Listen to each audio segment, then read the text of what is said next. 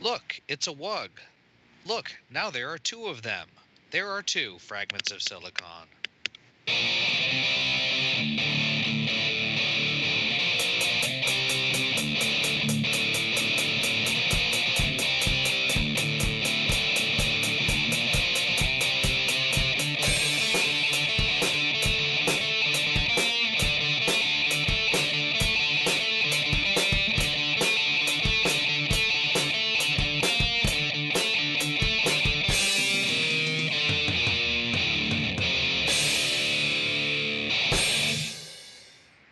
I'll be honest, I don't get the reference. It's a linguistics joke.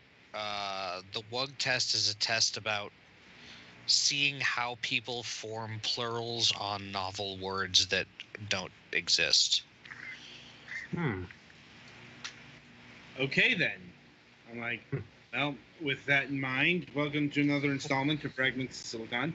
I'm your host, Adam. Joining me, as always, is the regular crew.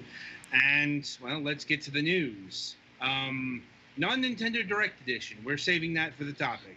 So, Right. you know, well, it's like we had another topic planned, then this thing happened, so, you know, and we didn't stream the live reactions thing because Petty Fan has a cold, and with that in mind, we'll start with him.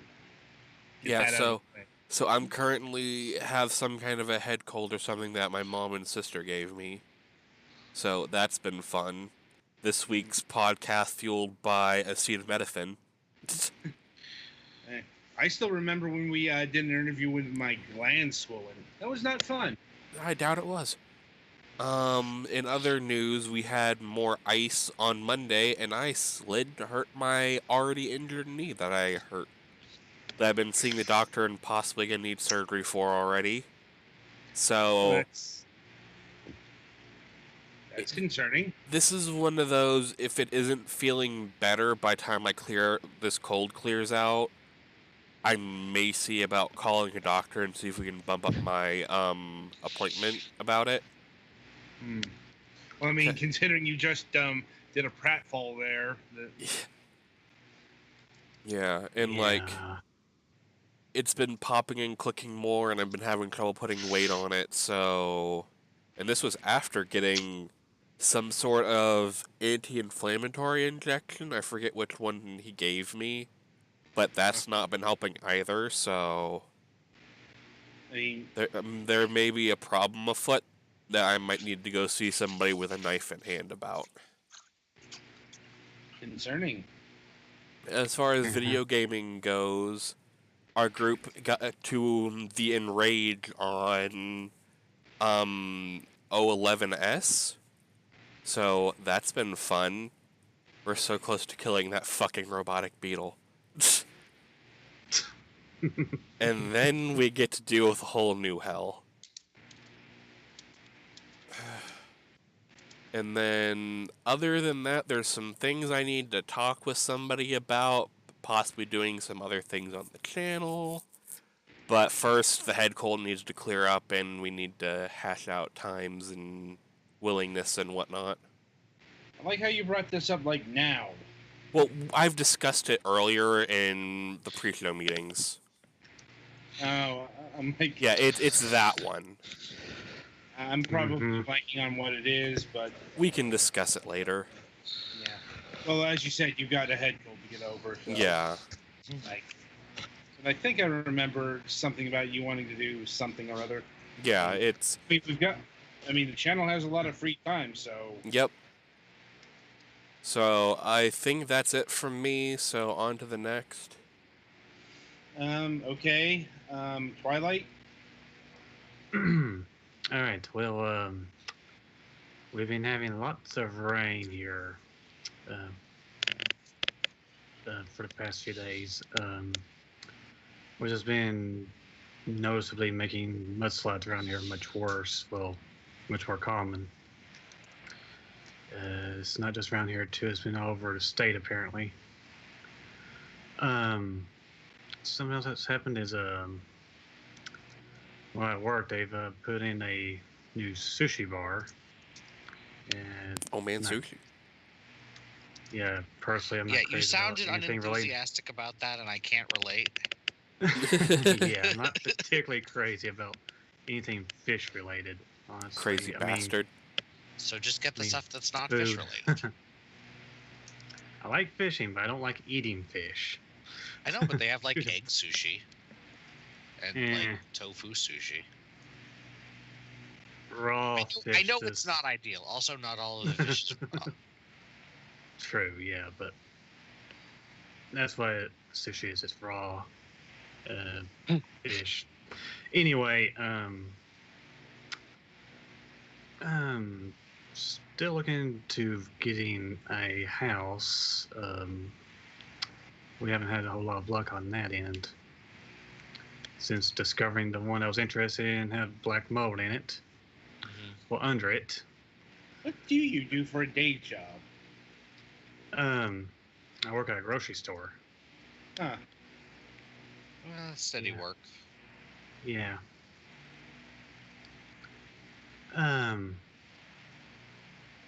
Listen now. Besides that personal stuff, in terms of gaming, I finished Leon's story in Resident Evil 2, and I'm going to take a break off of that for a while because the B scenarios are pretty much going to be the same thing with some slight differences here and there. Hmm. Don't want to get burnt out on that already. And I've been playing the game I'll be handling for this Sunday, and I got mixed opinions on it so far, and that's it for me.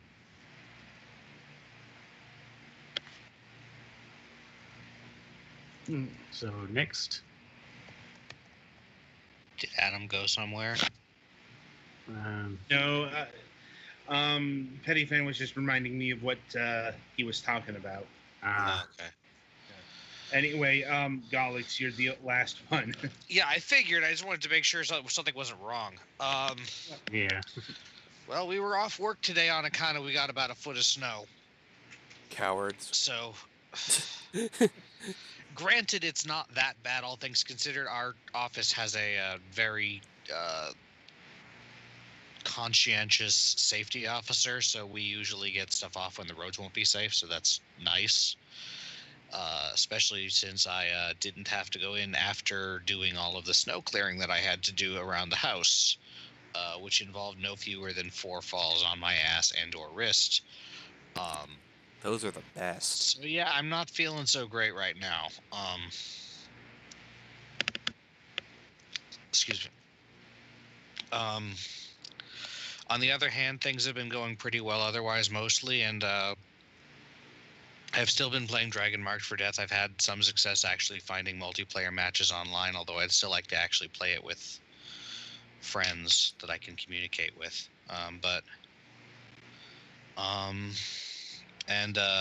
Well, we're saving Nintendo Direct stuff for the topic of discussion, so I can't talk about the stuff related to that. And I have a couple of games that I'm working on for a review this weekend. Indeed. And that's about all I got. I guess it's my turn. Let's see. I've been dealing with a bad internet connection today because it's cold. You know, cold for Florida cold. Now it's like, you know. So basically a mild inconvenience for the rest of us. I'm like, more or less, like, you know, it's like I don't have to deal with snow. That's the upside. Like, the downside is, you know, I have to deal with heat and humidity, even in fucking February. It's supposed to be in the 80s this weekend. See, Yep. I think that the amount of heat and humidity that other people have to deal with is underestimated sometimes, but yeah. Then again, we Indeed. also have Florida. Mm-hmm. Let's see. Brother returned home safe and sound. He had to return to the fucking frozen wastelands that are known as Iowa. Or so I'm told. Like, I've never actually been to Iowa because it's Iowa. I call Iowa Missouri's hat because that's what it is. Oh, well, it's just as much flyover country, so. Yeah. Like, though my mother is going out to see him in September, so I'm going to be like house sitting during that time. Fun times. Let's see. And yeah, not much else going on this week. So merrily we shall roll along to the interview portion of the broadcast. And this week we have, I hope I'm pronouncing this correctly, Andrea Doyon of Allison Smith. Yes.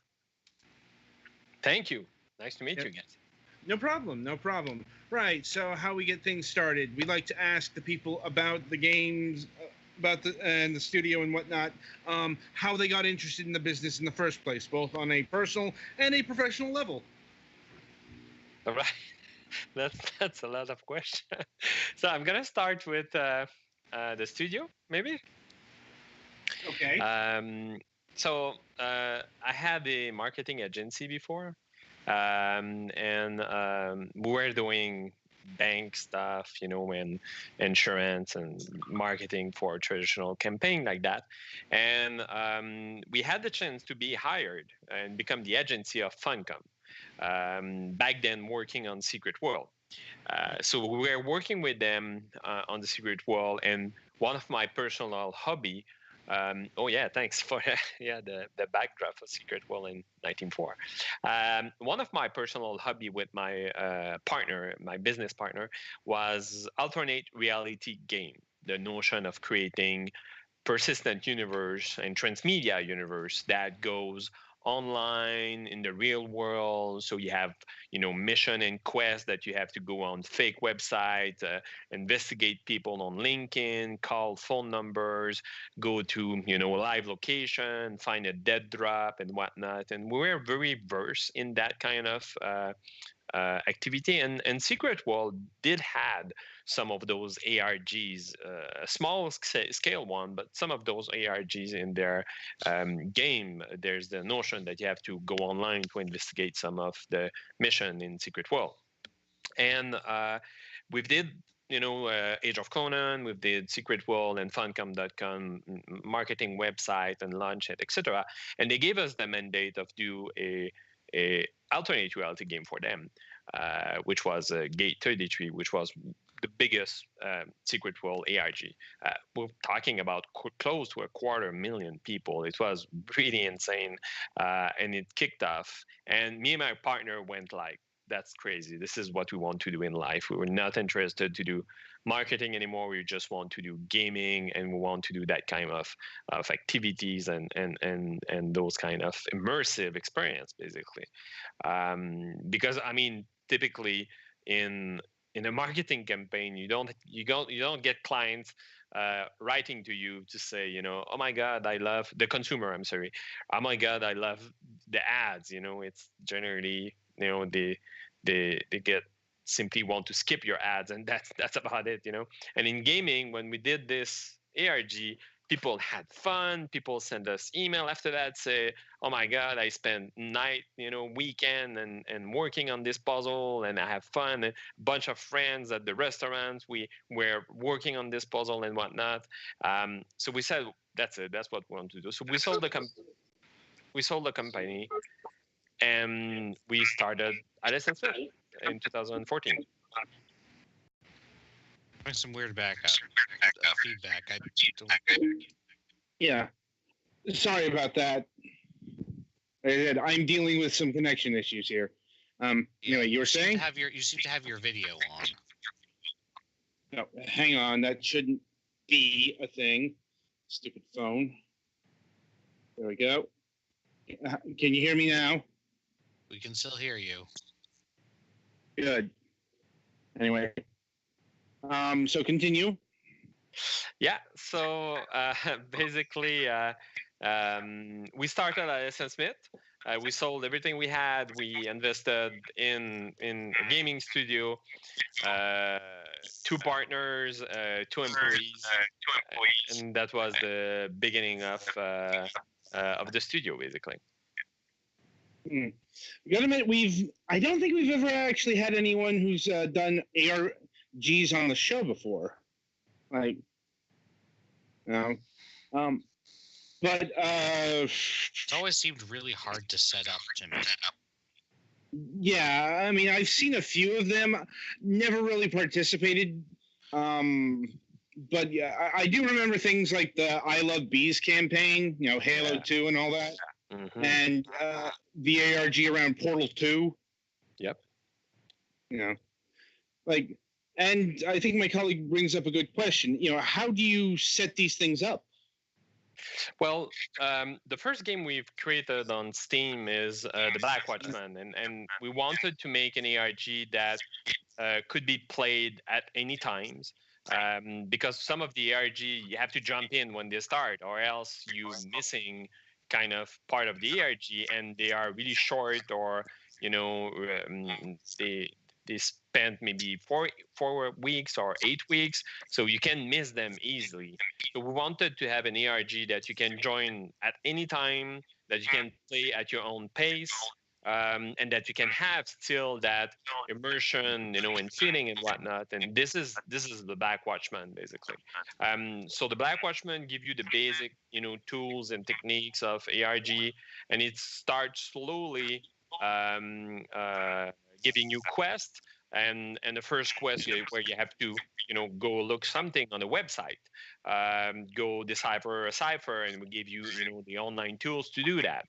And then the game become more and more complex, where you end up with full-blown investigation, research, and history research, and art research, and different topics like that. You have to contact NPC by email. You have to search them on LinkedIn and different social media, and you have to dive in the rabbit hole much deeper throughout the season and the different DLCs of the Black Watchman, basically. So that is a great introduction for ARG, because it can be played by anyone, and the learning curve is pretty decent. And there's tons. Like we have right now, we're operating at least 35 fake website, with dozen and dozen of email account and NPC that you talk with, etc. So it's a pretty big universe that you can explore. So that gets me to an interesting question. This is an ARG without, how do I put this? Another product attached to it, so to speak. It's not a campaign for another game. It's its own game. Absolutely, you're right. This was the first paid ARG, an ARG that is by itself the product, and that it was only dedicated around the user experience and not promoting a game or something else.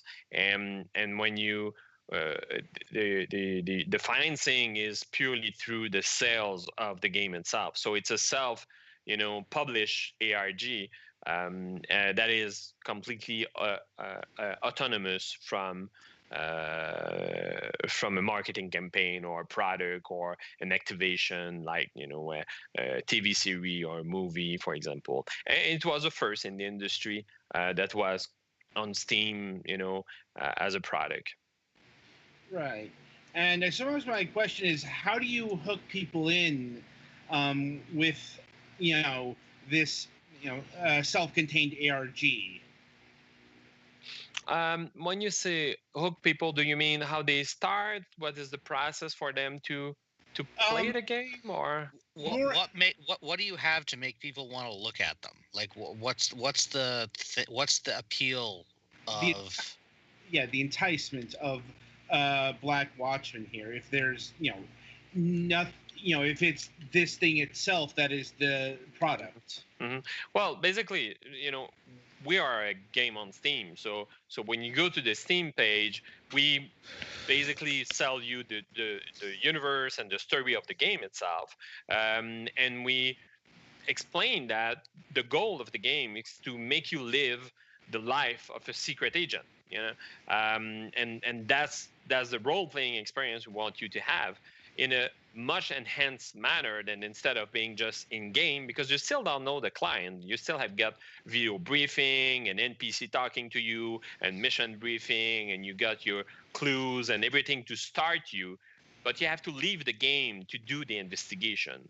And this is the unique selling point, basically, the notion that you're going to have this investigator experience. You're going to have a reference or a starting point, so you're not completely lost, which is the game itself. But the game will give you everything you need to go in the real world, do your investigation, your quest, find the answer, and come back in the game to provide this is the answer, and the game will validate that you got it, and then you move on to the next one, and you uncover the whole story arc through that process, basically. And what's the reception been like for the Black Watch? So there were two phases at the Black Watchman. The first phase was that the players could play the game while we were producing it. This means that every 3 weeks we were introducing a new set of mission, and then we did a live event. So it could be like, for example, if the story was about Morpho-Medical, for example, which is an entity in the universe, you have to investigate Morpho-Medical. You needed to get an insider contact within the company. You set up a meeting with one of the NPC, and we made a drop at the Boston Harbor Hotel, in which you have to go to the concierge, give him a secret code, and he will hand you a briefcase, and then you get out of the hotel and you got the clues for opening up the next set of mission in the game. So we did that in the live role play with the community, and we built the story throughout their decision. So they had the ability to vote if an NPC will live or not. They had the ability to go in the real world and make the mission progress. And once that's finished, the result of that live event and all the content we've created in real time became what we publish on Steam. So you can replay that game, that experience that we co-created with the players, and that's what you have. So the reception was honestly really good. I think we got a 90% rating, a little bit higher when we have the live event, because people really enjoyed the real time aspect of the game, and the replayable version got maybe an 89-90% rating. The live event part was trending more at 92% rating. So these were basically the two part of the experience for the Black Watchman, basically. And the reception was honestly really good for a game that was so different and risky, because it's never kind of a game mechanics that players has to experience, and the learning curve in the type of game was really a little bit different. We're expecting to get a much harder time to get people interested in a game like that. So for our first game, we were, as a studio, quite satisfied, both in terms of sales and in terms of reception, and how people decided to join those ERG experience.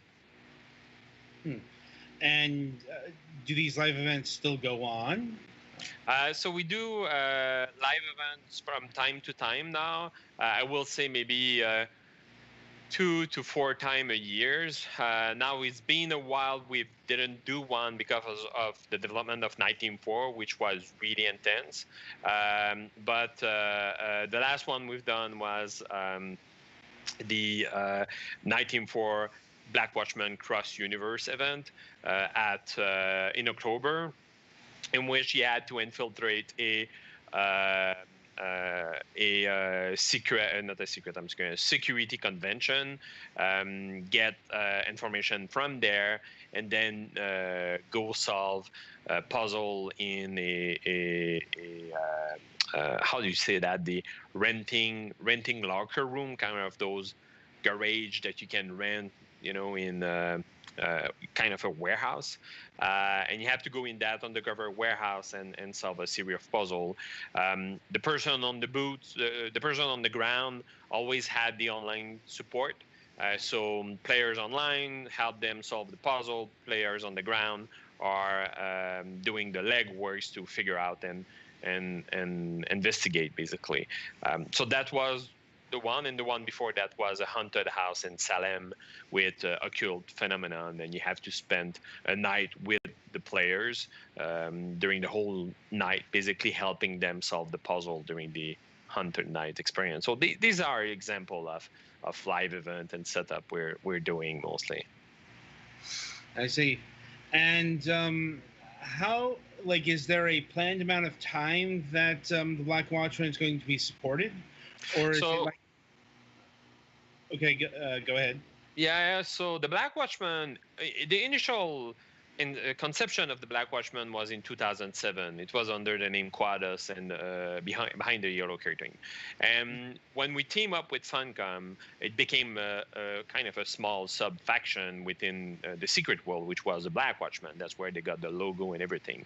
And after that, we made a deal with Funcom to say, can we keep developing this, since it's part Quados, it's part what we've done, and can we spin it out from Secret World and make it the whole thing in the whole story? And that was in 2012. So since 2012, we kept growing up the universe of the Black Watchman, and we started with the Black Watchman season 1, and after that we introduced the season 2, Mother Russia, so a series of DLCs, and then we introduced Aniro, which is another game for Alison Smith, which is, again, same style. You have an online puzzle game, and you have to go outside the game to solution and solve your mystery and get your clues. And Aniro was the occult extension of the Black Watchman that was going much more into Lovecraft style of the dream world and this part of the universe. And that was kind of the right the wing responsible for occult investigation, and that was Aniro. And the other extension, which is 19.4, is the cybersecurity warfare branch and military, hacking and support of the Black Watchman players, basically. So in the Black Watchman, 19.4 helps you when you have to hack something, and in 19.4 you hack stuff for Black Watchman agent in the field who need your support. So we keep expanding our universe with different game experience and game style, but this is the same universe we're working on since 2007, and more actively since the creation of Alison Smith in 2014. So yeah, we have planned to keep it working again for a long time. Hello? Hello. I don't know. I think Adam's still having problems. Do you hear me? Yes, I we hear can you. hear you. All right, Yeah. Cool. Can you hear me? Oh, Yeah, perfectly. Okay. Yeah, sorry. Like I said, connection issues, they should clear up sometime tomorrow, I'm willing to bet. Mhm. Right. Anyway, getting back on track here, 19.4. We finally get to it. And is this a puzzle game like the other games, or is this a different entity? It's much different. So for 19.4, we again there's two common point with all game from Alice and Smith. The first thing is, well, of course, we want you to have fun, but we want you to learn something. You cannot play an Alice and Smith game and not actually learn something, which is, history, mathematics, science, art history. In the case of 1904, we wanted really to make you learn cybersecurity and cyber warfare in 2019 and the reality of cyber warfare. So what we've done is we spent 2 years researching and going deep into, first of all, hacking platform. And I'm talking about not like your basement script kiddies or whatnot, but really, professional hacking platform and commercial hacking platform, pen test platform, as they call it. And we're talking about Kelly, we're talking about Metasploit, platform that is used on a commercial level and on variation of that on the military level for aggressive and pen test activities, so network intrusion and target like that. And once we had a good understanding of the tools being used, we teamed up with different cybersecurity company, military contractors, and have them really walk us through operation, mission on the field, action they have done. So we could actually craft our mission set based on as much as possible real reference. And when we were not able to interview or spend time with professionals in the industry, we've done a lot of research through leaked files like the Snowden file that was leaked and whatnot, and everything we could put our hands on, investigator journalists on different country on special operation being done by the secret intelligence agency around the world, and the cyber warfare world, which is kind of like unruled universe right now, where technically there's aggression between countries and between company, and there's not really legislation to manage and address this specifically. So we really dive deep into this and build 19.4 around that. So all the tools, all the mission in the game, even the most crazy mission we have, is always connected to an actual fact, an actual mission, an actual incident that happened in the secret intelligence community, in the cybersecurity company industry, and in the field around that. So this is really grounded into, of course, it's a game. Of course, we try to make it as realistic as possible, but we had to still keep it as a game. So we adapted something, but I think that from currently hacking game available in the market, it's probably the closest one you will get from the real experience. Well, that begs an interesting question. Given the amount of realism seen in Night Watch 4 here, and given real world events, how do you go about researching that? How do you go about implementing that without, for lack of a better term, like compromising actual security? Well, there's first of all, there's so many event in the cybersecurity universe that come every month that it's easy for us to feed ourselves. So we look at latest incident, latest reported vulnerabilities, latest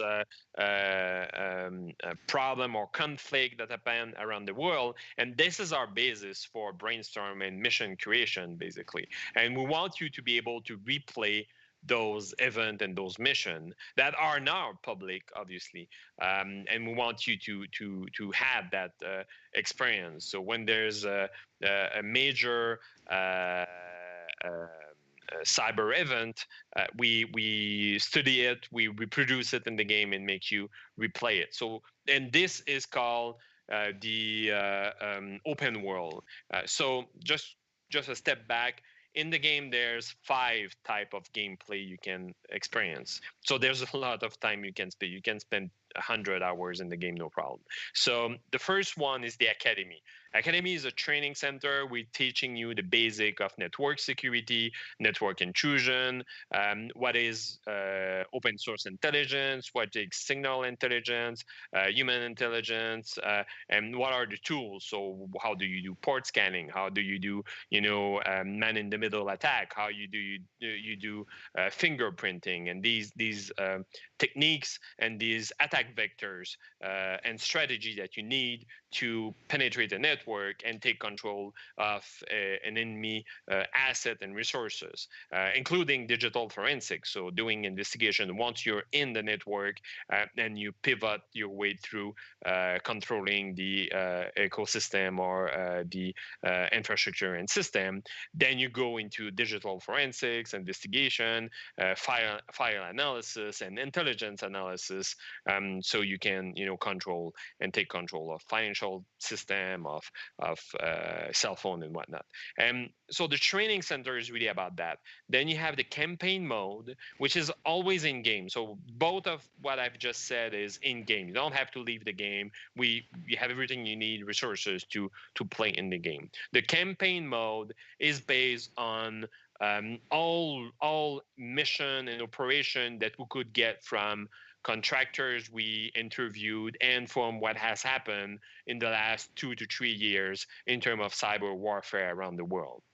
And the campaign is exactly that. It's 5 major campaign. It's about 20 mission that make you live this experience. What you're seeing, the slide you had just before is an example of a mission briefing for a slide like that. The third type of experience is side quests. It's called Bounty, and it's that about 18 intelligence agency like the NSA, like Mossad, like GRU for the Russian. They basically drop quests. They basically drop bounties. So these are work for hire target that you have to get your job, hack the network, and basically either plant a botnet, plant a rootkit, and go back to the agency saying, I've done the job. So these were more work for hire. You built your reputation around the world, and they have a small amount of real life, but not that you have to leave the game. It's more that, for example, the Australian secret services will drop their mission at the Australian time zone.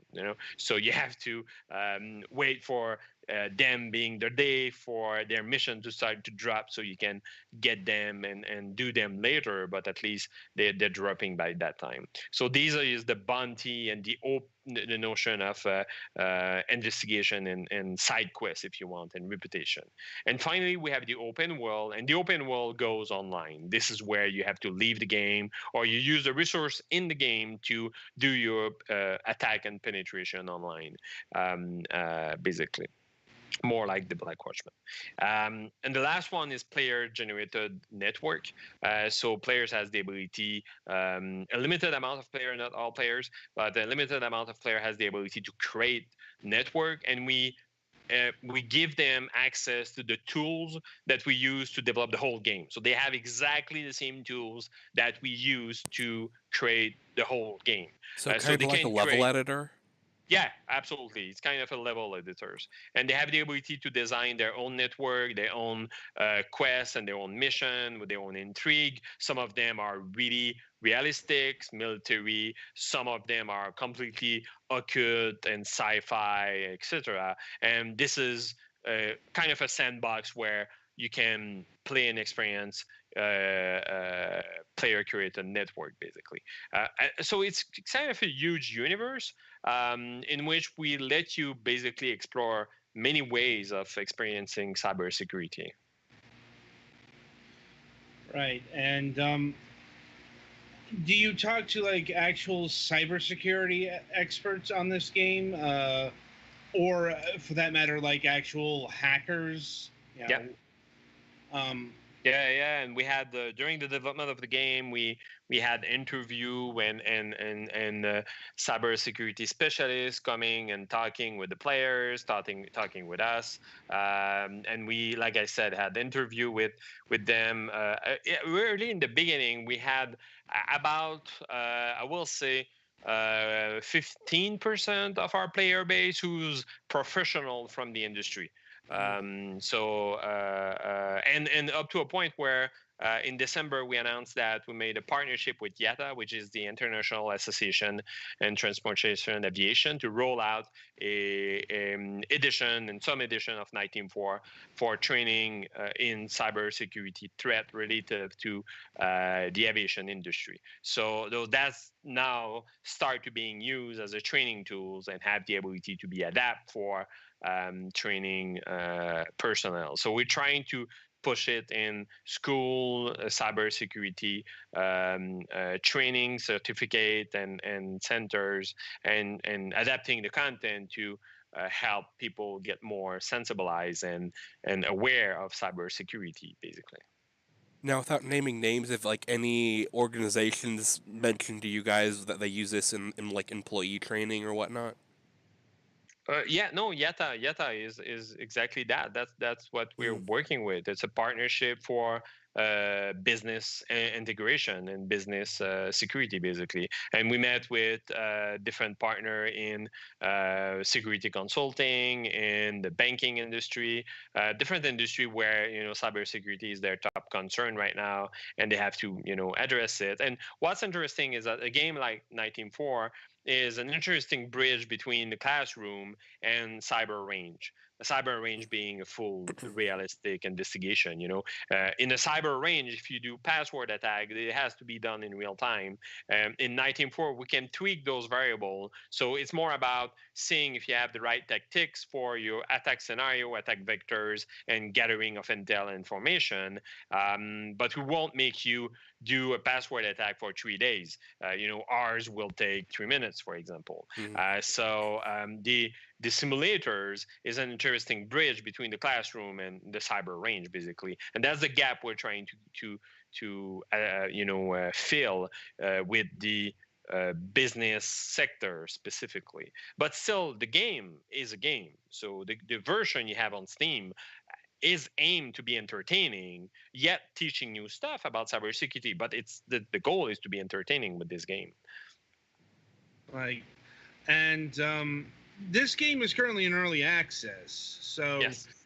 Begs the question: what sort of state is the game in now, in actuality, and how much longer will it be in early access?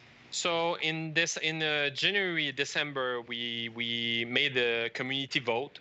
We asked our community if they will agree to extend the early access, just so we had the chance to integrate more from their feedback. And too often, sadly, games are rushed because of financial expectation and sales and whatnot. And we felt that even if it was Christmas, it could have been interesting to sell. There's so many other games in selling in Christmas. We felt that rather invest more with the game, with the community, improving it, and selling later on when there's less,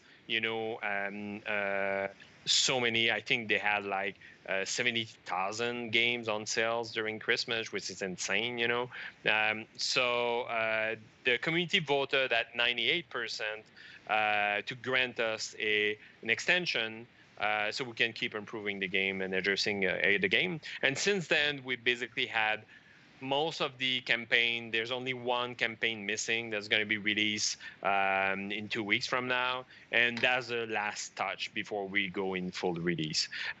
So we're expecting our target is still end of February for the release of season 1 and the game itself, and after that we have a full 2019 roadmap in which there's a lot of stuff we want to add, either from the Kickstarter initial package that we wanted to roll out, or from what has been added as nice to have or really interesting feature to improve throughout the development of the game, and said, well, this has to be done, but at some point we have to launch the game, so it has to be done on post launch, basically.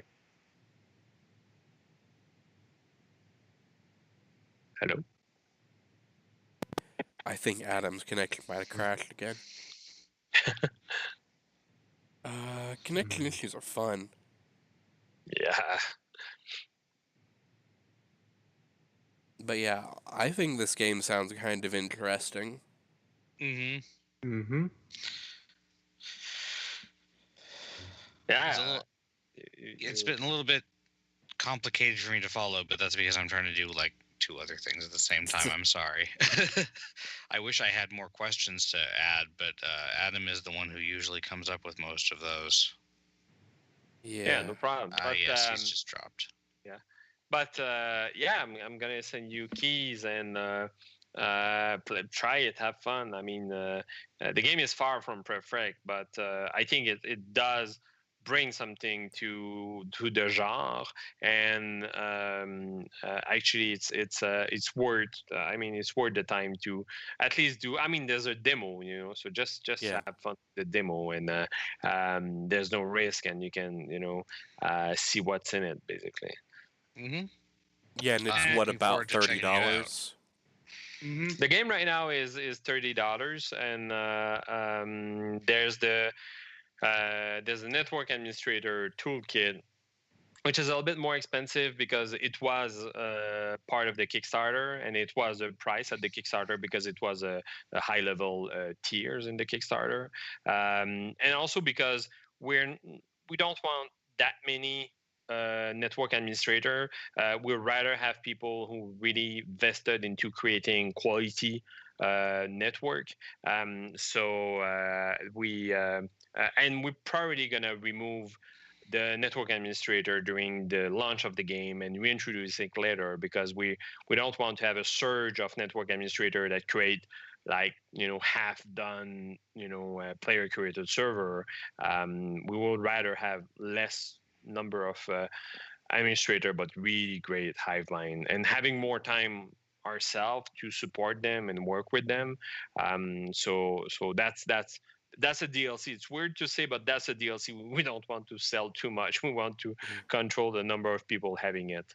Well, and this looks like something, if you're interested in like getting into network security, this would be a whole lot cheaper than taking a class on it. Oh, absolutely. And then if you end up liking it, it will be easier for you to get into classes. And if you don't, you can just kind of walk away and live in your Steam library forever. Yeah, no, there's not many network administrator. There's not many network design tools that can let you conceptualize and set up your network and then have a full simulation environment for people to play test your network intrusion scenario. And when you go with tools like Meltego and other type of tools that let you map out intelligence and design, for example, these kind of network. They are expensive. We're talking about if you go with the professional edition, we're talking about 1,000 US and up.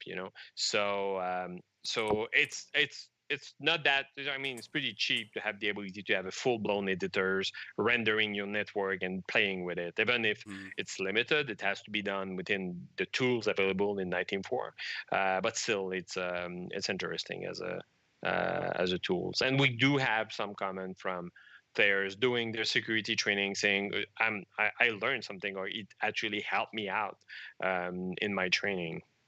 Mm-hmm. And this looks to be like a little more realistic than something like Uplink or whatever. It is. We're still aiming at keeping it fun. But if you go on, many of these tools are almost identical in Kali.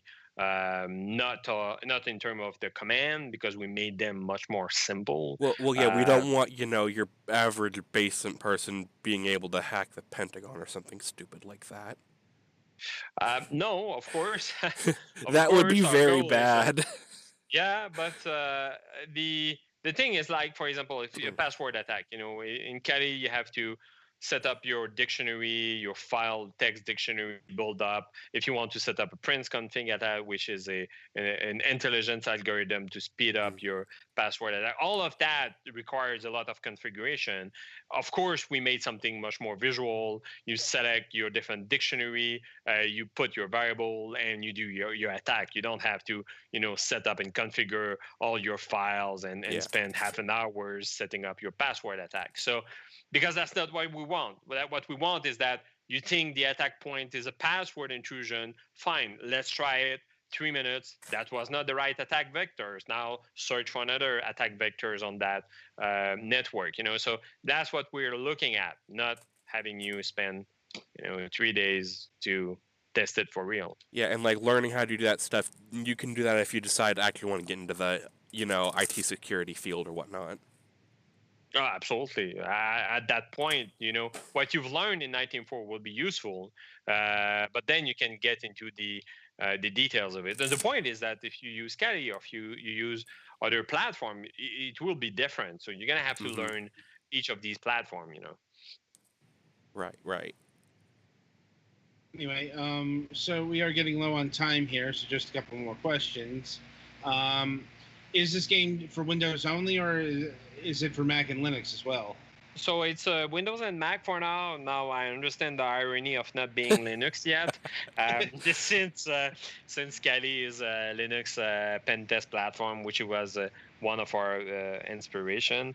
So yeah, the Linux edition is something we want to roll out. But that's where you get caught up by game development and priority in terms of sending it to the market. We wanted to publish Mac and PC as soon as possible, and then being able to publish the Linux edition because the game is done with Unity, just so you know, and there's some limitation with Unity on Linux, especially basic stuff like video playback and components like that. So it's not that the game cannot run in Linux. It's just that it still have more bugs than the Mac and PC version, which compile more seamlessly with Unity. And have you ever thought of doing a mobile version of any of your games, or like doing a mobile ARG? Definitely for Black Watchman, the notion of having the ability to go on foot and participate in ARG that have more location-based puzzle, that is something we're looking at. But we're doing ARGs for company. We've done Waking Titan for Hello Games. We've done a lot for Secret World. We worked for Mr. Robot, and recently there's a tender ARG running out on the web right now that we're looking at, that we're closely involved with. So the point here is that these one has mobile part in these ARGs, but for our Steam products itself, we didn't have yet published a mobile equivalent of the game you find on our Steam library right now. Interesting. Right. So anyone else have any final questions here? Have you considered like doing like a batch license program for like instructors, so like they can get like just a bunch of codes and give them to their students if they want to like use it for educational purposes? No, they can. With right now they reach out to us directly, and we simply send them code. Like if they need 100 or 1,000 code, they simply deal with us directly. I don't know enough Steam in terms of volume license. I did opt in their volume license system, but I have no idea how, from a client perspective, you have to log in to see those volume license package available, because they don't show up on the store page, and they actually don't show up nowhere. And so like, have you been working on a DRM free version as well? No, not yet. We are pretty tied up with Steam in terms of distribution and integration with the Steam SDK SD key basically. But if sometime we are able to move away from Steam, we will look at DRM-free version of 19.4. But because there's real benefit on developing on Steam, or ultimately we hope to get on Epic Games. But there's benefit in terms of distribution, logistic, just the software update. Having your own software update network and CDN and launcher, custom launcher and whatnot. This is all extra development and code support and QA you have to add that with Steam you don't have to deal with this. So it's reduced the workload on the developer. For a small studio, it's translate into more feature for the players basically. All right. So unfortunately, we have to end the conversation here as we have run out of time. Andrea, I want to thank you for taking time out of your schedule to be with us today. 19.4 certainly looks interesting and a bit intimidating. Not gonna lie. But anyway, the game is 19.4. It's available on Steam for Mac and Windows. It is currently $13 for the base pack, and the Cyber Bundle is $33.98. So be sure to pick it up today. Thank you so much. No problem. Petty Fan, play us to the next segment.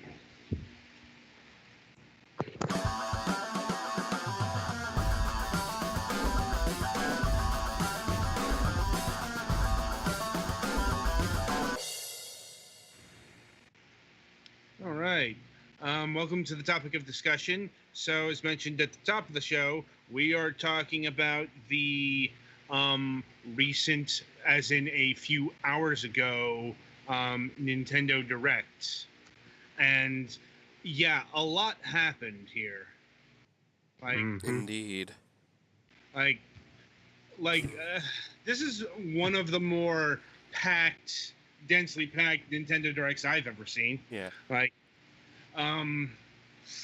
So starting, and Nintendo started off predictably strong, in the sense that it gave us something that many have been wanting for a very long time, and not just Super Mario Maker 2.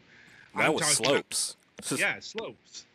So if you've never experienced the original, and that seems like to me like a good reason why they would delay it and release a 2 instead of releasing, Super Mario Maker Deluxe or something.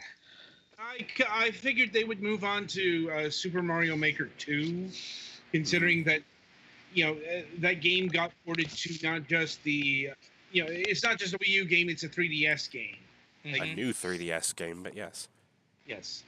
It's plus, that game was kind of designed for the old touch screens. This have a lot of things that'll make it easier to do without touch screens. Yeah, it's this was it's also you've got the capacitive touchscreen here, so you can do multi-touch. All hail the Lord and Savior multi-touch. For something like this, I'd imagine it's going to be much more invaluable than people think. Yeah. People are going to be having fun with that. And it's not just slopes were clearly the highlight here because they literally started with that. But it's not the only thing that that was that's new. It's they've got they brought some of the 3D Mario stuff, namely Super Mario 3D World. Yeah, hopefully they showed a few new power-ups. Hopefully they include more than just a couple, because I saw the bells. So. And it looks like Luigi's going to be part of this as well. Yeah, there were some icons that some people are thinking probably mean that there will be some kind of 2-player playability in some or all stages if you make it that way. Mm-hmm. I'm like, so basically, and it's coming in July, if I'm recalling correctly. I think so, yeah. Yeah, something like that. You know, Hey, Nintendo Twitter. no, it's June. Oh. It's June. Yeah. Ah. It's like, I say this with no irony whatsoever. One of those J months. yes. There are Like- 3 of them. Pick one. I mean, if I had to say the overall theme here was Nintendo laying out a large portion of their 2019 library. Yeah. More of those thoughts at the end, but up then we got Marvel Ultimate Alliance 3, The Black Order. I'm like, this was announced at the Game Awards. But Yep. this is with actual details about some of the features it'll have, and I believe a date. Yes. A season. It's coming summer 2019. But Mhm. Okay, a launch window. It's like they were hyping up Captain Marvel a lot here because she's got a movie coming in a couple months here. So She's also a relatively cool character, so. Also, screw No, that but hero cam thing, because oh my god, that was making me nauseous. Yeah. Like, yeah. I'm like, honestly, don't really have an opinion because I never played the previous Ultimate Alliance games, so. And honestly, this is kind of a head scratcher in the term. They got Team Ninja making the game, but it's like this isn't the kind of game that Team Ninja's known for. Yeah. Yeah, they do action-y games. They do, but they are a very different style of game than Ultimate Alliance. Indeed. Like, it's just weird. I'm not Yeah, saying they're it's more bad. like platformer-esque action, not Diablo-esque action. Yeah. And I'm willing to bet Marvel Ultimate Alliance 3 is not going to be teeth-grindingly hard, like some of the Ninja Gaiden games. But anyway, it looks like a decent romp. It's not going to be Sony's Spider-Man level of, say, polish or whatever, but it's certainly something that seems to fit the Switch well. Mm-hmm. Moving onward, a new Box Boy game got announced, which is kind of a surprise because if you recall, the last Box Boy game was called Farewell Box Boy. Yeah, Bye Box Boy. Yeah, but Then again, this is on a different platform. The previous 3 were all on the 3DS and used most of the same stuff. Mm-hmm. like it works well enough, I guess. But yeah, Box Boy is back, and it's not just Box Boy; it's Box Boy and Box Girl. He found a lady. Well, no, she was already a character, but she wasn't playable before. Yeah. Now it's Box Boy and Box Girl with special post-game special mode featuring the tall one. Right. So They have names. It's QB and QD, and I forget the girl's name. I think it's QD. It's got to be some variation of QT. Yeah. I mean, for fuck's sakes, she's got a bow. Right. Yeah. What I'm saying is they are using some very rigid gender coding here. In fairness, when you're a box, you kind of got to go with what you got. This is true. QC. I mean, it's not stopping certain people from complaining, but Mhm. We just kind of tend to roll our eyes when they complain sometimes. Also, these games do feature costumes, so she will probably be able to dress up in costumes. Yes. Anyway, Super Smash Bros. Ultimate version 3.0. Which is Coming pretty this- quickly after version 2. Yeah. But, I don't think we've ever been blue-balled so hard in our lives, boys. Well, it's like they the big didn't announce any of the new characters, but Joker still hasn't released, and they did say that he's coming before the end of April, and Yeah. also we're getting the rest of the Pokemon Trader Amiibos, and meaning Trainer, Ivysaur, and Squirtle, and also Snake and Simon this year, Mm-hmm. Mm-hmm. in addition to all the ones that have already been announced. Let's see. Strangely enough, the next game feature was Bloodstained Ritual of the Night. And this was the premiere of the announcement of the launch window, Indeed. Yeah. which is this summer. This is the first Yeah. time it's been officially promoted. So, How long has this been in development? a couple years. Yeah, fairly long time. Also, what was revealed here was character customization. Mm-hmm. Indeed. Yeah, there were always going to be costumes, but they showed significantly more in-depth stuff. Yeah, it's like you can change the hair and whatever. I believe skin color was also an option. You know, I'm like Bloodstain seems to be coming along. Gotta admit, it's just probably just going to always look kind of ugly. Like, I think a lot of people said that they thought it looked better than they thought it looked in the demo. So it's just, you know, I don't think this game has ever come really together in terms of its art style and using the Unreal Engine. Yeah. Partially that, but I'd need to see it on something that's not a compressed video stream. yeah, on one hand, the high definition sprites would have definitely looked better, but they are using the graphics for a reason, I think, to ease in development because they're smaller. Like, well, I mean, and they have a lot of weird angle stuff like that laser thing that might be harder to pull off in sprites. Possible. Like, let's see. Dragon Quest Builders 2 got a release date of July 12th. Nako was probably excited. I was going to say, I think I heard hollering from here. No, that was for the next one. Yeah. I think Dragon Quest Builders 2 is already available for the PlayStation 4 over here. I believe so. Yeah, it's like, I'm trying to remember if like 2 is available on Steam yet.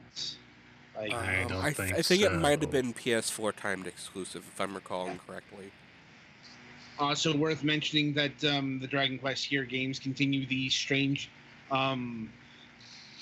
relationship between Nintendo and Square Enix, because here's the thing, like, Nintendo actually publishes all of the Dragon Quest games on Nintendo systems. Mm-hmm. They actually do that for a fair amount of Square Enix games. Not all of them. Like the Final Fantasy games, those are actually published by Square Enix themselves. Dragon Quest games, handled by Nintendo. Octopath Traveler, Nintendo. The World Ends With You, Final Remix, Nintendo. I don't understand it. I'm like, but then again, it seems to work out. Yeah. Speaking of Dragon Quest, we got Dragon Quest 11, or Dragon Quest 11 Echoes of an Elusive Age S Definitive Edition. I think Echoes of an Elusive Age was the original subtitle, but yeah, this is the definitive edition, and they added some interesting features. No, sorry, that's Dragon Quest 11S Echoes of an Elusive Age Definitive Edition. Mm-hmm. Yeah, this is kind of a long title. Like, Japan loves their long titles. They're doing orchestrated music, a retro visuals option, because why not, and dual language support, which is nice. Okay, so bit of stuff to unpack here.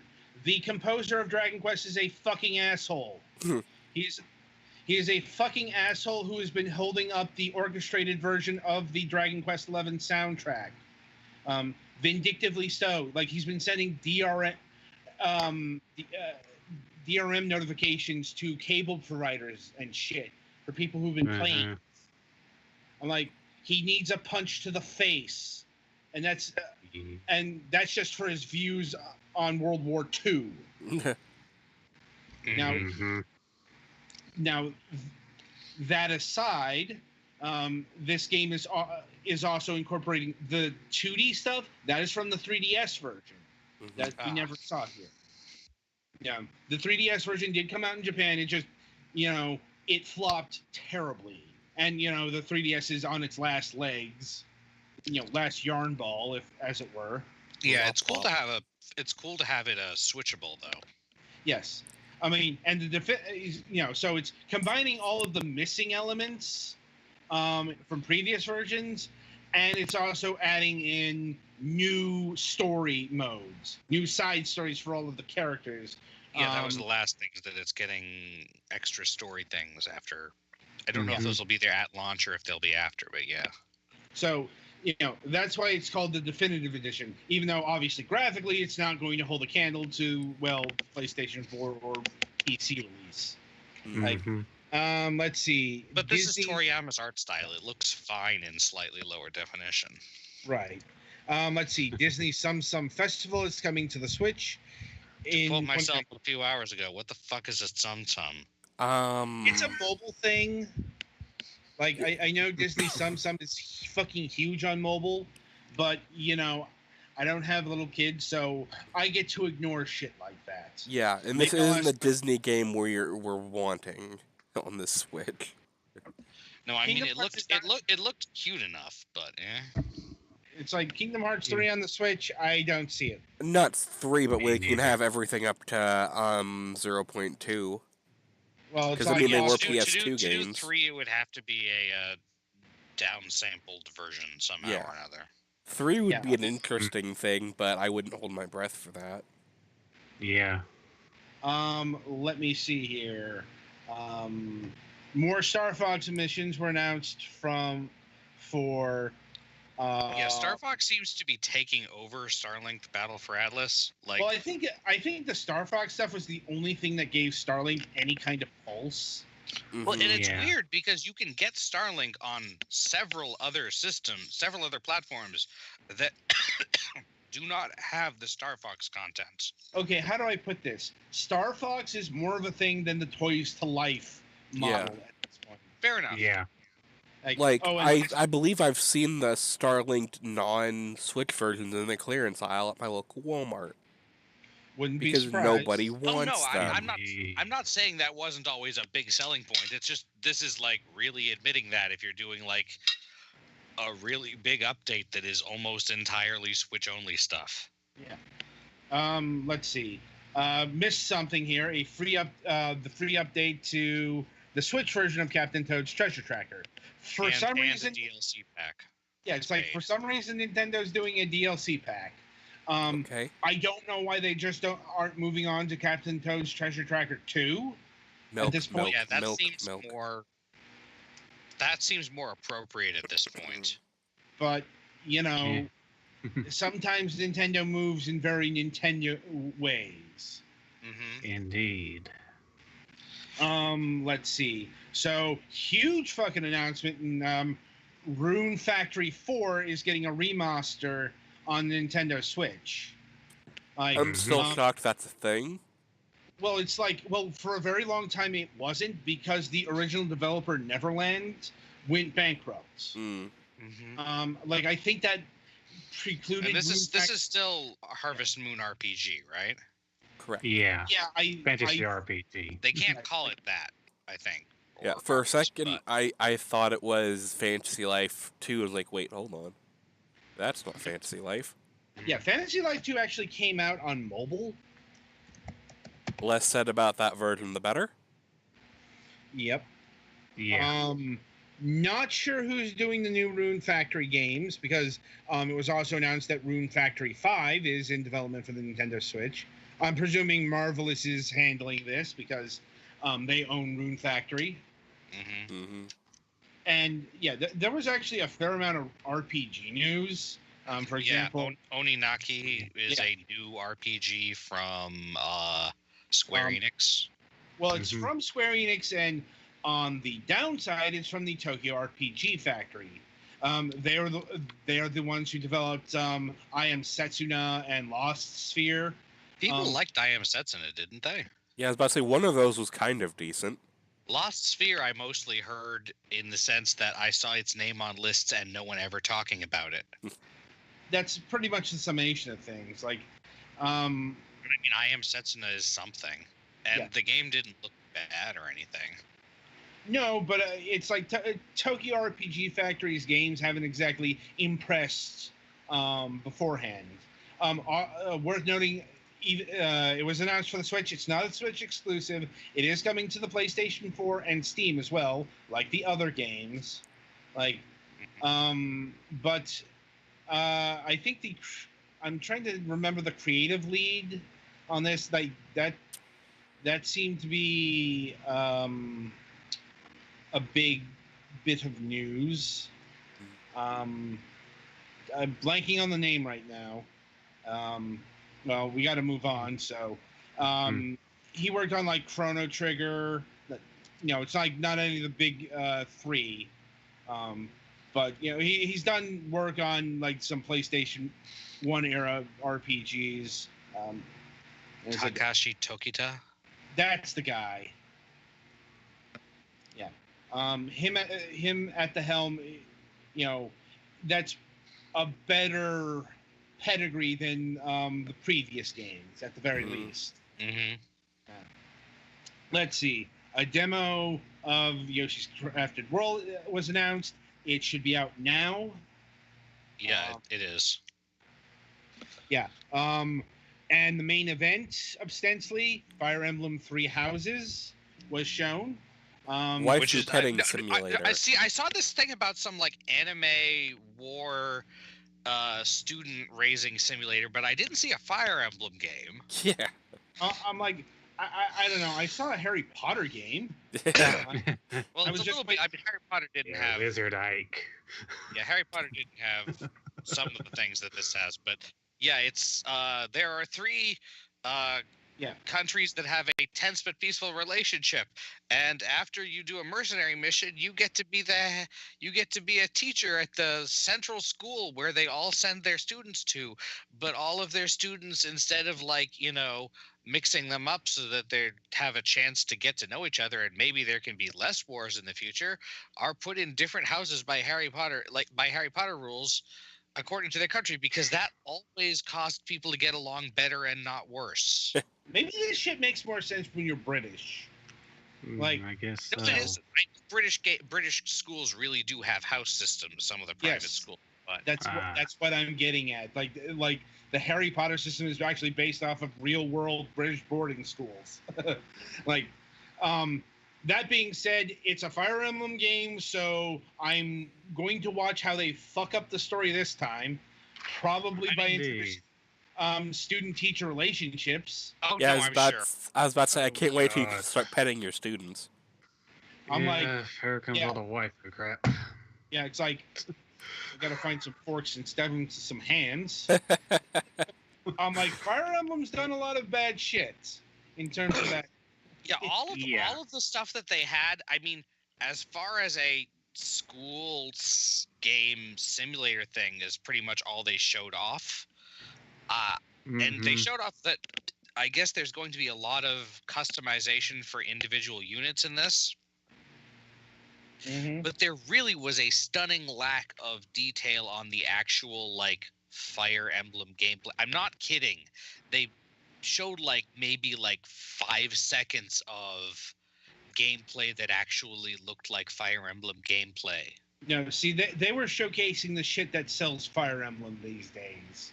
Well, I know, but as someone who's interested in mechanics and stuff, it would have been nice to know more than just and you can train Edelgard to be a brigand with horsemanship.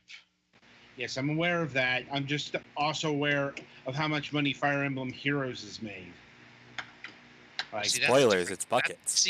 Fire Emblem Heroes is a different game entirely. That's for people who like the play style of Warriors games. Oh no, Fire Emblem Heroes. Never mind. That's the That's the mobile game.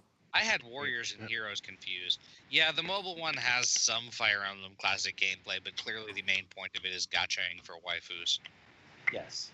So, not a surprise that Fire Emblem has, it put the emphasis on what it's been putting the emphasis on, let's say. This is just a really baffling direction for a Fire Emblem game, because unless the stuff they're talking about was the introductory scenario and then you have an actual war thing, which you probably will have an actual war thing at some point, but still, Fire Emblem is usually relatively serious story, not so much school.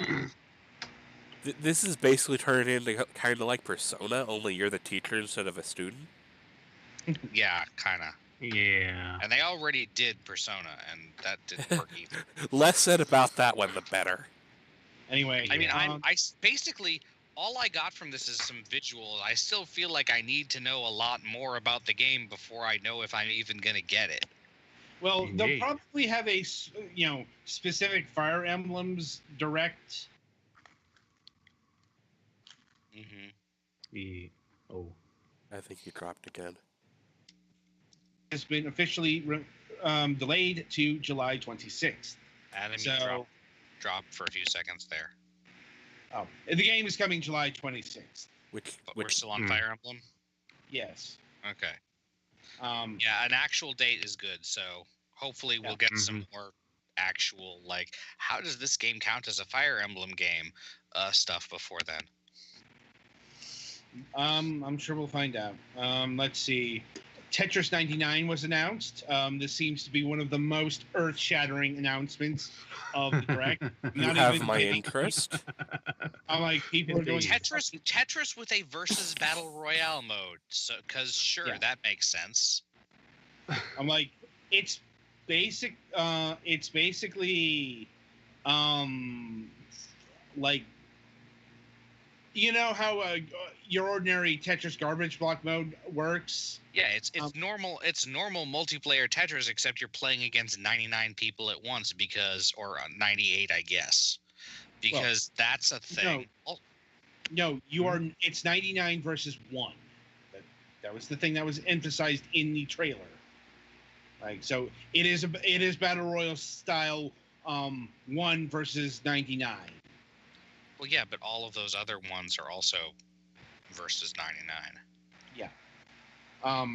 Also, this is and a free to download game that I'm curious as to how it will be monetized. You aside from need. I was gonna say you just need to have a Switch Premium thing. Yeah, it's like if you have Switch Premium Online, it is free. Yeah, it's like as far as further monetization, I haven't seen anything. I mean, the game just dropped, so Right. Yeah. yeah. I'm actually downloading it now because I'm curious, and also because, if nothing else, it's normal Tetris, which I assume is still as good of a time waster as Tetris has literally always been since it wasn't even done being programmed yet. Well, I mean, people have been going nuts over this because of the developer. This is being done by Eureka. If you don't know who that is Tetris the Grand Ace Master developer. Yay! So basically, the good version of Tetris. Yeah. Yep. Yeah. Although it's gonna, this still has to adhere to modern rules. So you are going to have to deal with the ghost block and shit like the infinite spin. I wouldn't be shocked if they had a Masters mode in it, but I don't have a Switch, so I can't see. Probably not this game.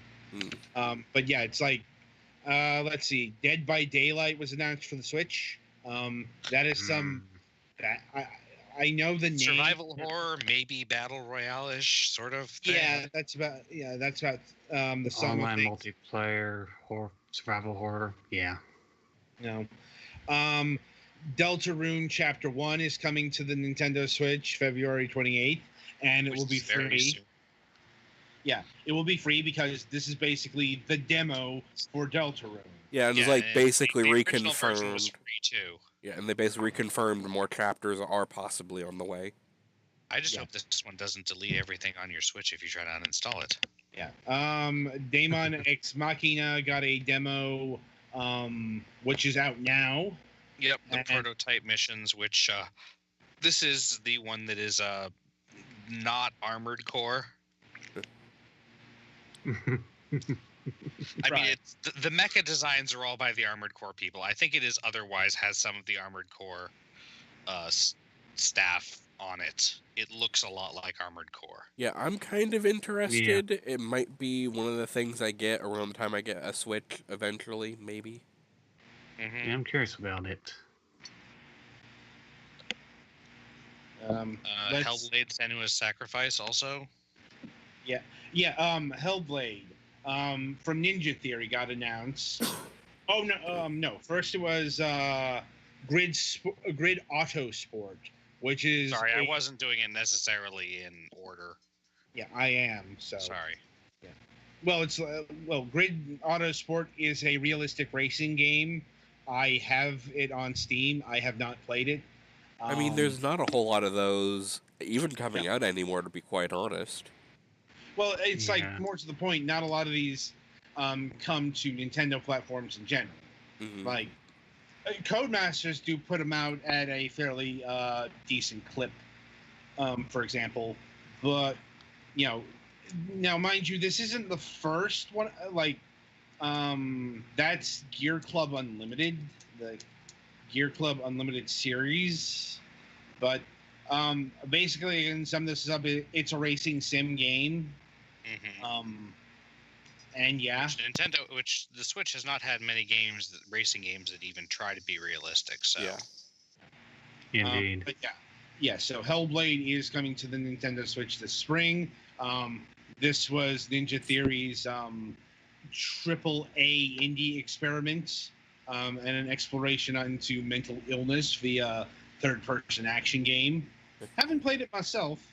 Going to be interesting to see how that is handled on the Switch, since it's a current gen game. Yeah, it's like, probably, it's obviously going to have some compromises. We'll see how compromised it is. Speaking of which, Mortal Kombat 11 coming April 23rd. They just basically reminded that is a thing that is happening. And let's see, whole bunch of other, Unravel 2 got confirmed for the Switch March 22nd. Assassin's Creed 3 Remastered got formally announced. This one got leaked to hell and back. I'm still flabbergasted why they're doing 3, but probably because it was the newest one that they could get to work on the Switch. No, Assassin's Creed 4 Black Flag immediately comes to mind. Yeah, wasn't that a Wii U game? Yeah. Okay. Yeah, Assassin's Creed goes to show how much I ever paid attention to Assassin's Creed. Well, it's like, Assassin's Creed 3 isn't particularly beloved even by Assassin's Creed fans. It's like... And I don't play a whole lot of Assassin's Creed, but I've heard 3 is kind of useless to the plot anyway, so... Well, yeah. Assassin's Creed 3 is basically a black sheep of the family, so who knows why. More pertinent, Final Fantasy VII is coming to the Nintendo Switch March 26th. Nintendo seems to be doing weird things with this, in that they put Final Fantasy VII into actual commercials. I think just to finally announce that, hey, Final Fantasy VII finally came to a Nintendo platform after, decades of betrayal. Hell hath frozen over. Chocobo's Mystery Dungeon Everybody. That's the Mystery Dungeon remake, if I'm remembering correctly. Yeah, I'm sure Naka is pleased. Yeah, March 20th. Final Fantasy IX, one of the biggest news events of the day, is available right now. Yep. Also, it is available on the Xbox One and the Windows Store. That got less announced because Microsoft, didn't have the big platform that Nintendo had today. But yeah, I feel like Nintendo must have intentionally tried to get some of these things as if not actual exclusive announcements. Well, Nintendo wasn't going to talk about the Xbox One version. Well, no, obviously. Anyway, so coming to the two biggest announcements outside of Tetris and Fire Emblem stuff. Astral Chain coming, the new original IP from Platinum Games. How do I put this? Horny anime cop action game. Something stand users. Oh, it didn't look that particularly horny, but yeah. I'm like, it didn't. I'm like, I saw those fucking shorts. I'm like, yeah, and the tightness within. You cannot tell me somebody didn't have an erection at some point when rendering this thing. Fair enough. Yeah. Like, you ain't telling me. It's a Platinum Games game. That's true too. Yeah. Come on. The creators of Bayonetta. Yeah. Yeah. Speaking of, that's still in development. Yes, they also confirmed that Bayonetta 3 is still a thing that exists. Didn't show anything, but yeah. But yeah, Bayonetta is doesn't have a release date, but Astral Chain does, August 30th. And I think this is the furthest game out that actually has a release date attached to it, like As an opposed to actual. just a window. Yes. So basically, Nintendo has lined up generally their games till the fall season, barring delays and shit like that, and surprise releases and all. It's like, and of course, the biggest surprise of them all, Nintendo is remaking The Legend of Zelda: Link's Awakening. Apparently somebody bought a Playmobil set because. Yeah, Link looks like he's a Playmobil. It's an interesting, different aesthetic for a Zelda game. Yeah, but still grabby hands. Grabby hands. Yeah, it's like, I'm like, the art style has already become polarizing. Some hate it violently, some love it passionately. I'm like, I think it's overall fine. I wish that they'd do something a little different with Link's face, but overall everything else is fine to me. Well, the game. Well, keep in mind. The thing is, they gave it the new, like, much fancier intro, and the game's art style isn't quite the same as the intro. I know it's still Link's face still looks kind of derpy. Right. Well, no, that's what I mean. Not that the Link's Awakening or Link to the Past face didn't look a little derpy to start with, but keeping that would have been, instead of turning it into like a Playmobil face is what I'm talking about. Yeah. Well, keep in mind the game is still in development. We don't know how far along this thing is. It's got a nebulous 2019 release date attached to it. Mm-hmm. But once again, this is the thing that could easily fall into 2020. Yep. And keep in mind, this is not even getting into what Nintendo has announced and hasn't shown. Animal Crossing wasn't there. Luigi's Mansion 3 wasn't there. Metroid Prime 4 wasn't there, but that's because it's been reset. Pokemon wasn't there. This is just the stuff we know. So, yep. Indeed. Pokemon and Animal Crossing are probably going to be E3 because, duh. But I wouldn't be shocked if there's at least one more direct between now and E3. Oh, it's like, a direct like this. Yeah, a small direct.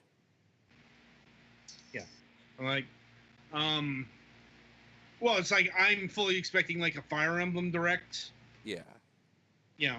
Because they have the Fire Emblem Warriors game that's still working on, right? That released in 2017. Oh, it came out? Oh my god. Yeah, that's been out for a while. You could tell how much fanfare that one got.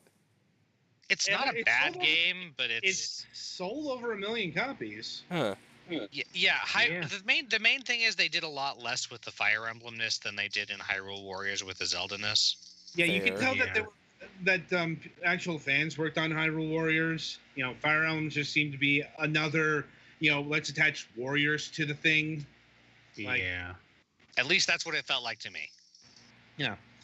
But anyway, so yeah, that's the Nintendo Direct. Nintendo definitely has a strong lineup. It's the strongest 2017, potentially. But here's the thing: games can get delayed.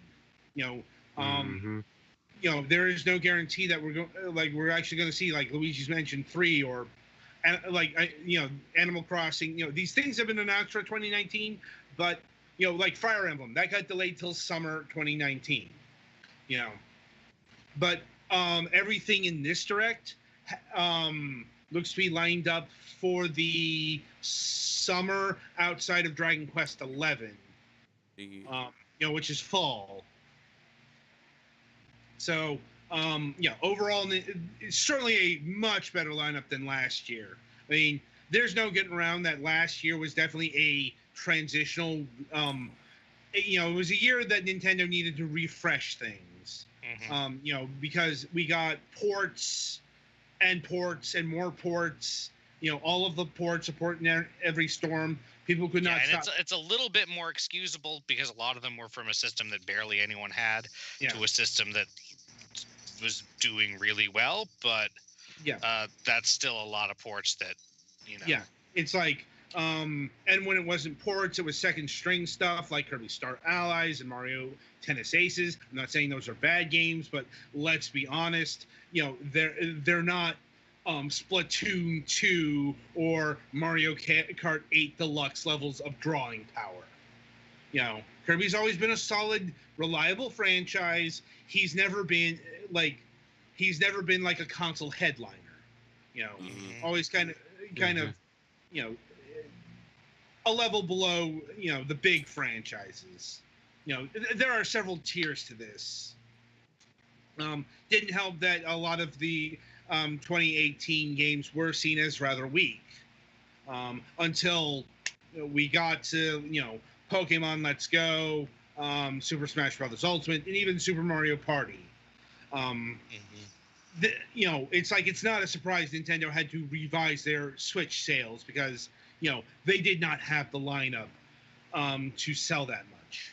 I think if they did the 20 million pronouncement this year, I could buy it. Just given what they've announced here and at other directs, other places. Uh-huh. And I think we lost him again. Well, until Adam gets back, update on Tetris 99 is indeed you versus like 99 other people.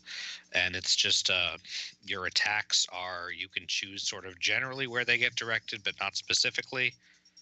Either against like the person who's doing the best or the person who attacked you or randomly.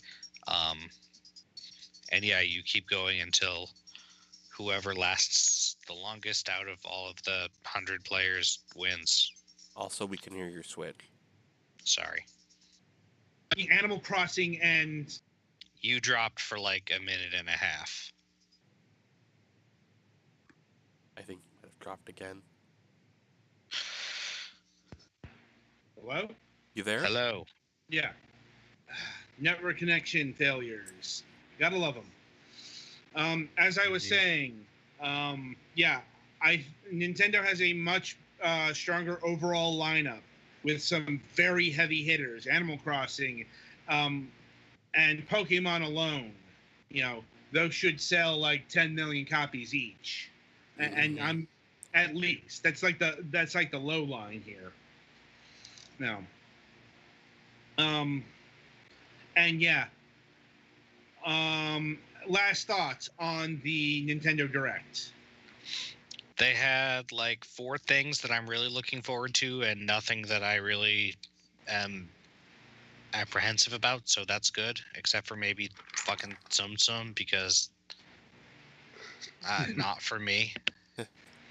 I don't know, I'm kind of apprehensive about Fire Emblem just because, Fire Emblem. Yeah. Yeah. I can't wait till we get back to the petting.